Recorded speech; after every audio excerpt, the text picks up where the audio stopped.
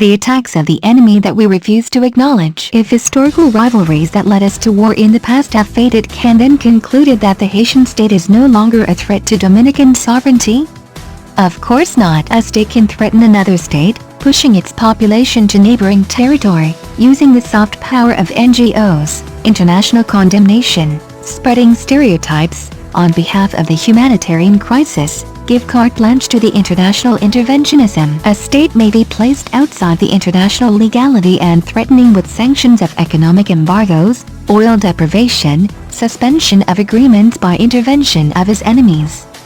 Such has been the case in the picturesque convictions issued by the CARICOM set by the Haitian government proceedings. How to recognize the enemy maneuvers. 1. Tries to present a Dominican Republic with a similar legal parameters that reigned in South Africa during this stage of sad remembrance of apartheid. Accuse us of civil genocide. 2. Displays a campaign of constant, unstoppable international discredit, making guilty the Dominicans, stating that the Dominican does not respect international law. 3. The goal of the enemy is not primarily our physical destruction, but the abolition of our sovereignty.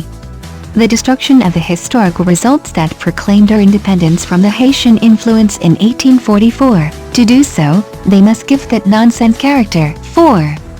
On the island of Santo Domingo there are 2 states. Under the regulations, the Haitian state has the right to demand that any foreign citizen who finds in its territory, passport, visa, work permit, bank account, health certificate, certificate of no crime and an employer contract. Those are the Haitian rules. Haitians do not accept any foreign make in your country, what they are doing heavily in ours. 5. If the Dominican Republic require the same rules, becomes, according to the criteria being applied today, in a state violator of all human rights. It is stated in this way, the rule of law Haitians on the rights of Dominicans is hunger, misery, calamities suffered, the irresponsibility of their governments and the black color of their skin would give special rights and justify everything that is being done against the Dominican Republic?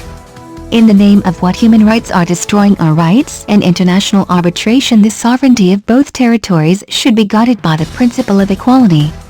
Because conflicts of interest between 2 countries cannot be resolved by discussion and the charm of the diplomats, if we admit that there are budgets of reciprocity between states, and that is, on the basis of sovereignty that each recognize the another, on the principle of equality, legal reciprocity, not division and applicability of the sovereignty of each state, if the state repealed its domestic laws as was the purpose of proclaiming the primacy of the IACHR on the internal human rights, he ends up denying statehood. We can deny to the enemy theoretically believe us all the lies of the Don Juans of peace, definitely neutralize all state institutions to achieve the dream that have been proposed by politicians, intellectuals, businessmen and church to reach a final settlement and satisfactory with Haiti only after sovereignty has been fully and completely disintegrated political class prostitute. The external enemy is allied with an enemy within, and between them have been proposed to justify a chaotic, irritating, grotesque invasion, to overrule the powers of the state to defend their legitimate interests. The love for his enemies has led to state leaders to historical amnesia, to despise their own independence and abandon his political people. How far politicians today than yesterday honored at the national pantheon are.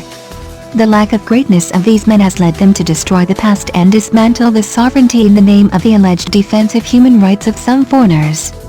Sad spectacle, attend our own destruction in the midst of serfdom, the silence and misinformation.